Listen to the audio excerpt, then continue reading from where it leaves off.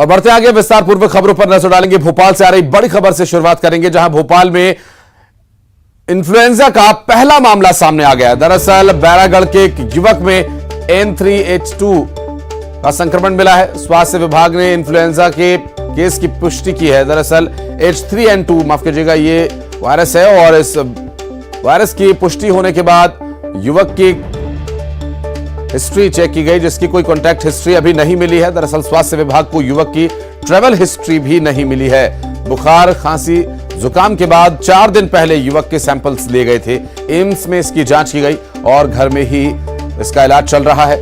और आपको बता दें कि H3N2 वायरस जो कि H1N1 के ही नजदीक वायरस माना जाता है, जो स्वाइन फ्लू के नाम से बहुचर्चित हुआ था और काफी तेजी से फैला था, महामारी का रूप इसने ले लिया था। हालांकि H3N2 वायरस को लेकर अभी ऐसी कोई स्थिति नहीं है, लेकिन इसके वायरस के संक्रमित मरीज सामने आना एक चिंता की बात जरूर है। हालांकि जो संक्रमित मरीज मिला है उसकी ट्रैवल हिस्ट्री खंगाली जा रही है और इस पूरे मामले को लेकर अभी जो ट्रीटमेंट है वो घर पर ही दिया जा रहा है।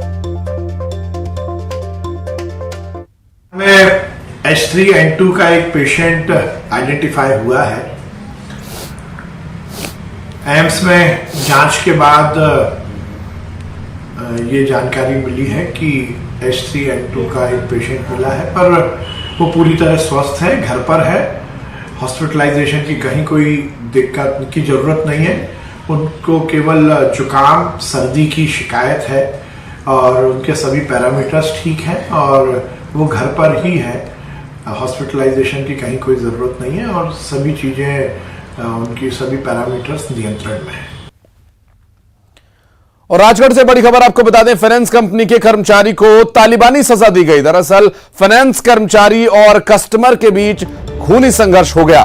फाइनेंस कंपनी के कर्मचारी को तालिबानी सजा दिए जाने का मामला, दरअसल पेड़ पर रस्सी से बांधकर इसके साथ मारपीट की गई। राजगढ़ के जेतपुरा गांव की यह घटना है। फाइनेंस कंपनी के कर्मचारी पर मामला दर्ज किया गया। दरअसल पेड़ से बांधकर मारपीट किए जाने का यह मामला आप देख सकते हैं तस्वीरों में, जहां फाइनेंस कंपनी के कर्मचारी तालिबानी सजा का यह मामला, और इस मामले में जहां आप देख सकते हैं तस्वीरों में एक शख्स को पेड़ से बांधकर उसके साथ मारपीट की जा रही है और तालिबानी सजा दी गई। ये तस्वीर सामने आई राजगढ़ से, जहां पर फाइनेंस कर्मचारी को तालिबानी सजा दिए जाने का मामला, कर्मचारी और कंपनी के कस्टमर के बीच खूनी संघर्ष हुआ और मारपीट तक बात पहुंच गई और इस तरह से बांधकर उसे सजा दी गई, उसके साथ मारपीट की गई। और ये तस्वीर सामने आई राजगढ़ से, जहां फाइनेंस कंपनी के कर्मचारी के साथ पेड़ से बांधकर उसे मारा पीटा गया। राजगढ़ के जेतपुरा गांव की यह घटना बताई जा रही है और आपको बता दें कि लेन देन को लेकर यह विवाद शुरू हुआ था और ऐसे में लोगों ने मिलकर पेड़ से बांधा और उसके साथ मारपीट की। कर्मचारी और कस्टमर के बीच खूनी संघर्ष हुआ। इस संघर्ष में हालांकि अभी पुलिस क्या कुछ कार्रवाई करेगी आगे, क्या इसमें मामला दर्ज किया गया, अभी तक इस पर स्पष्ट जानकारी नहीं मिल पाई है और जानने का प्रयास है लगातार। हालांकि ये वीडियो सामने आया और इस वीडियो के सामने आने के बाद इस पूरे मामले में डिटेल्स जो अब तक सामने आई है वो ये कि लेन देन को लेकर संभवतः ये विवाद रहा। इसके बाद फाइनेंस कंपनी के कर्मचारी को तालिबानी सजा दी गई और मारपीट की गई, पेड़ से बांधकर पीटा गया और लेन देन के चलते ये पूरा विवाद हुआ बताया जा रहा है। अब तक मिल रही जानकारी के अनुसार राजगढ़ के जेतपुरा गांव की घटना।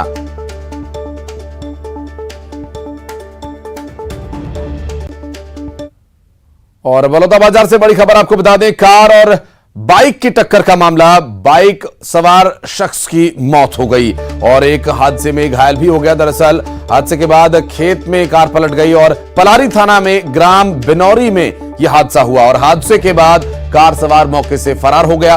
पुलिस फिलहाल इस पूरे मामले की छानबीन कर रही है। बाइक सवार शख्स की मौत हो गई है इस हादसे में और हादसे के बाद कार आप देखिए खेत में जाकर पलट गई। इसकी तस्वीर भी सामने आई है। पलारी थाना के ग्राम बिनौरी का यह मामला। हादसे के बाद कार सवार मौके से भाग खड़ा हुआ और पूरी जो तस्वीर सामने आई है इसके आधार पर हालांकि इस पूरी दुर्घटना को लेकर पुलिस अभी छानबीन कर रही है। क्या कुछ हुआ उस दौरान जब इस तरह से हादसे की तस्वीरें सामने आई। बलौदाबाजार से इस वक्त की बड़ी खबर, हादसे के बाद खेत में कार पलट गई और कार सवार वहां से फरार हो गया। बाइक सवार शख्स की मौत हो गई इस हादसे में। और रायपुर से एक अहम खबर आपको बता दें, आज भूपेश बघेल कैबिनेट की बैठक है और विधानसभा में यह बैठक होनी है। आपको बता दें, विधानसभा में कैबिनेट बैठक होगी और कैबिनेट बैठक में कई महत्वपूर्ण मुद्दों पर चर्चा होगी।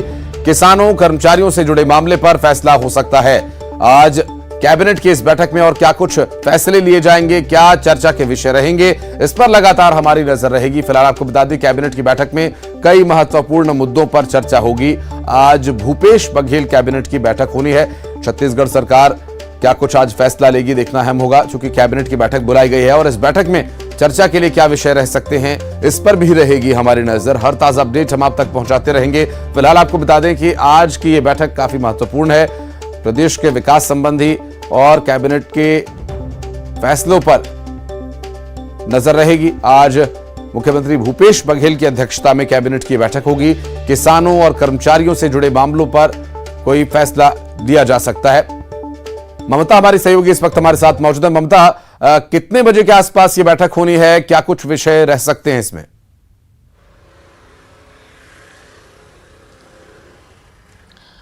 बिल्कुल, देखिए 12 बजे के करीबन जो है विधानसभा के भीतर ही ये बैठक होगी और जो मुख्यमंत्री का जो कक्ष है वहाँ पर बैठक होगी।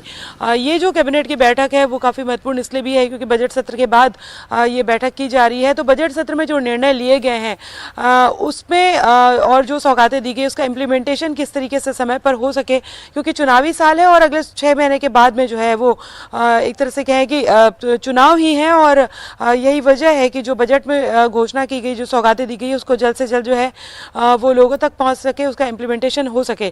दूसरी बात अगर हम बात करें तो किसानों से जुड़े कई जो महत्वपूर्ण मसले हैं उस पर निर्णय किया जा सकता है, चर्चा की जा सकती है। अभी बेमौसम जो बारिश हुई है उसके जरिए भी कई जगह जो है फसलों को नुकसान हुआ है, किसानों को नुकसान हुआ है। दूसरी बात अगर हम बात करें तो अनियमित कर्मचारी लगातार हड़ताल कर रहे हैं अपनी मांगों को लेकर और जगह जगह कर्मचारी संगठन प्रदर्शन कर रहे हैं। उनकी मांगों पर भी जो है वो अगर हम बात करें तो चर्चा हो सकती है। उसका क्या रास्ता निकाला जा सकता है, इस पर भी चर्चा हो सकती है। जी बिल्कुल, और अनियमित कर्मचारियों का विषय अभी गरमाया भी हुआ है। चुनावी साल है, ऐसे में बहुत ही महत्वपूर्ण हो जाता है।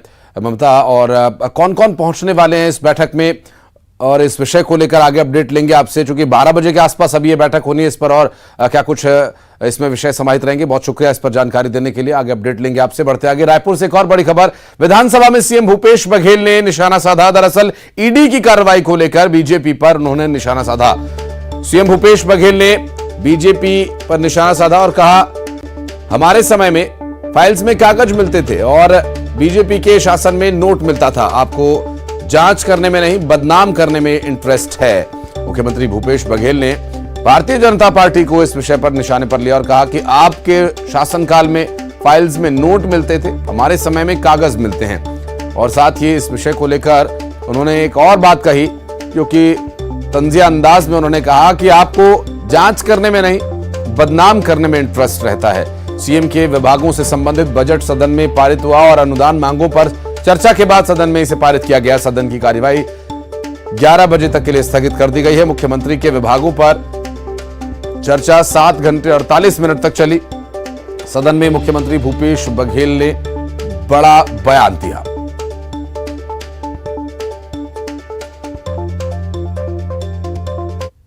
इतने ऐसे एफआईआर दर्ज हैं छत्तीसगढ़ में जो वर्षों पुराने हैं, 2014 के, 2000 उसके पहले के, उसके बाद 16-17 के, वो सारे एफआईआर दर्ज हैं, लेकिन उसमें कोई कार्रवाई नहीं हो रही है। अभी जो इसमें कुछ कोयला व्यापारी या कुछ हमारे खनिज विभाग के अधिकारी, हम मुख्यमंत्री कार्यालय के अधिकारियों के खिलाफ जो कार्रवाई की है, अब वो जांच चल रहा है। जून की घटना है, अब मार्च आ गया, 6 महीना 9 महीना हो गया, लेकिन अभी तक के वो जांच के तह में पहुंचे ही नहीं है। तो आप फाइनल रिपोर्ट कोर्ट में प्रस्तुत ही नहीं कर पाएंगे। और बातचीत में तो वो कहते भी हैं कि ये लोकसभा चुनाव तक चलेगा। तो उद्देश्य क्या है? मैंने आपको बताया कि झारखंड है, आसाम है, उत्तर प्रदेश है, हिमाचल प्रदेश है, और तो और अधिवेशन के पहले यहाँ छापा डाला, आप सबने देखा कि जो लोगों को जिम्मेदारी दिए थे उन सबके घर में छापा डाल दिए। जो वेंडर मुख्यमंत्री लाडली बहना योजना का लाभ लेने के लिए महिलाओं में जबरदस्त उत्साह देखा जा रहा है और जबलपुर में महिलाएं लाडली बहना योजना का फॉर्म भरने के लिए आधार कार्ड बनवा रही हैं, जिसके चलते आधार केंद्रों पर लंबी कतार लग रही है। आधार केंद्रों में महिलाओं को 2 से 3 घंटे तक लाइन में लगना पड़ रहा है, जिससे उन्हें काफी परेशानी हो रही है। गौरतलब है कि योजना का लाभ लेने के लिए आधार कार्ड सबसे महत्वपूर्ण दस्तावेज है। हालांकि इस संदर्भ में लाडली बहना योजना की शुरुआत के मौके पर मुख्यमंत्री शिवराज सिंह चौहान ने भी कहा था कि बहुत परेशान होने की आवश्यकता नहीं है, इस सुविधा का लाभ आप सभी को मिलेगा। और मध्य प्रदेश में इन दिनों नशाबंदी और शराबबंदी को लेकर बहस छिड़ी हुई है। इस बीच मंडला जिले का मानेगांव एक मिसाल बनकर सामने आया, जहां गांव के लोगों ने अपने गांव में शराबबंदी की एक अनोखी पहल की। गांव वालों की क्या है यह अनोखी पहल, इस रिपोर्ट में देखिए आप।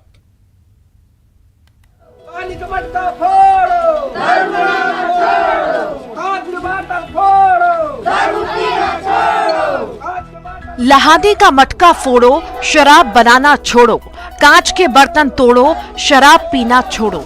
नारा लगाते ये ग्रामीण मंडला जिला मुख्यालय से करीब 60 किलोमीटर दूर नारायणगंज विकासखंड के माने गांव के हैं। ये लोग गांव-गांव घूमकर एक इस रैली के जरिए कोई मांग नहीं कर रहे, बल्कि ये लोग पूरे गांव के लोगों को चेतावनी दे रहे हैं। चेतावनी इस बात की कि गांव में अब शराबबंदी की पहल की जा रही है।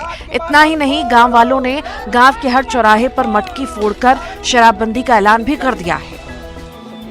ये सबसे पहले तो हमारे गांव के नाम है माने गांव, जिसमें बहुत ज़्यादा शराब बिकता है और पीने वाले भी हैं। जो महिलाओं को सबसे ज़्यादा मतलब परेशान होती है, उसमें महिलाओं को परेशानी है। तो कई लोग दारू बना के बेचते हैं, बाहर से पी के आते हैं, तो इसमें महिलाओं और बच्चों में प्रभाव डालता है।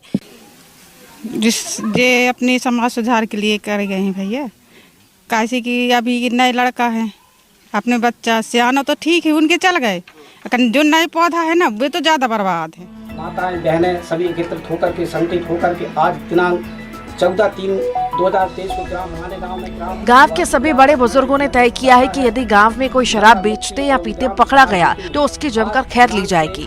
शराब बनाने या बेचने का काम करते पाए जाने पर 10,000 और शराब पीकर माहौल खराब करने वालों पर भी 10,000 रुपए का जुर्माना लगाया जाएगा। इसी के साथ ही जो शराब बेचने या पीने वाले का नाम बताएगा उसे 2,000 रुपए का इनाम भी दिया जाएगा और जो जुर्माने से पैसे आएंगे उसका उपयोग समाज के विकास में किया जाएगा। सर्वसम्मति से ग्राम मानेगांव की सभा की पास की जाती है।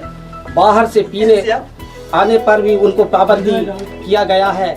हमारे ग्राम मानेगांव में ये निर्णय लिया गया है कि जो बनाएगा शराब उसको 10,000 का जुर्माना लगाया जाएगा, जो पिएगा उसको भी 10,000 का जुर्माना लगाया जाएगा और जो बाहर से पी कर आएगा, गांव में आतंक मचाए, उसको 10,000 का जुर्माना लगाया जाएगा और जो इसका जानकारी देने वाले को 2,000 का इनाम दिया जाएगा। हम देखते हुए कि बच्चा छोटे छोटे बच्चा हमारे ज़बरदस्त बिगड़े, तो हम पूरा निर्णय लिया कि ऐसा में सुधार नहीं होगा। इसको पूरा सहमति से बताया कि इसको बैठ करके इसके फैसला लेंगे। दरअसल नशा नाश का कारण है। तन मन धन सब इससे प्रभावित होते हैं। घर में विवाद बढ़ता है, परिवार समाज विकसित नहीं हो पाते। इसको लेकर गांव के लोग शराब को लेकर लामबंद हुए हैं और बैठक बुलाकर गांव को नशा मुक्त बनाने का निर्णय लिया, जिसमें कई बड़े निर्णय लिए गए। माने गांव के ग्रामीण की शराबबंदी की इस पहल की मंडला कलेक्टर ने भी तारीफ की और दूसरे गांवों को भी इससे सीखने की जरूरत बताई। नशा मुक्ति में बर्बाद हो रहे थे, पढ़ाई लिखाई में ध्यान नहीं दे रहे थे, इसी को लेकर के सर्वसम्मति से सभी लोग। ये जो पहल इस पंचायत ने की है, जिसमें 10,000 रुपये का इन्होंने इनाम निर्धारण किया है, 10,000 रुपये का जो पेनाल्टी है वो निर्धारण किया है और साथ में जो भी इसके बारे में सूचना देगा उसको 2,000 रुपये का इन्होंने एक इनाम दिया है। ये एक अपनी तरह का एक अच्छा पहल है और स्वागत योग्य पहल है, जिसको मैं कहूँगी कि अनुकरणीय है और बाकी पंचायतें भी इससे सीख ले सकती हैं। मानेगांव के लोग विवादों से दूर रहना पसंद करते हैं, लेकिन यहाँ शराब के कारण घरेलू विवाद लगातार बढ़ रहे हैं। गांव में सुख शांति और विकास के लिए सबने मिलजुल कर ये फैसला किया। फैसले के पालन के लिए मटकी फोड़कर चेतावनी दी है। इस गांव ने जैसी पहल की है, उससे बाकी गांवों को भी सीखने की जरूरत है। कृष्णा साहू, न्यूज़ 18 मंडला। और भारत और ऑस्ट्रेलिया के बीच पहला वनडे मैच आज खेला जाएगा। दरअसल टेस्ट के बाद अब वनडे की बारी है। वनडे घमासान के लिए तैयार है भारत ऑस्ट्रेलिया की टीम्स और 3 मैचेस की सीरीज का आज पहला मैच खेला जाएगा। दरअसल टेस्ट सीरीज का बदला लेना ऑस्ट्रेलिया जरूर चाहेगा और आज मुंबई के वानखेड़े स्टेडियम में इसकी शुरुआत होगी।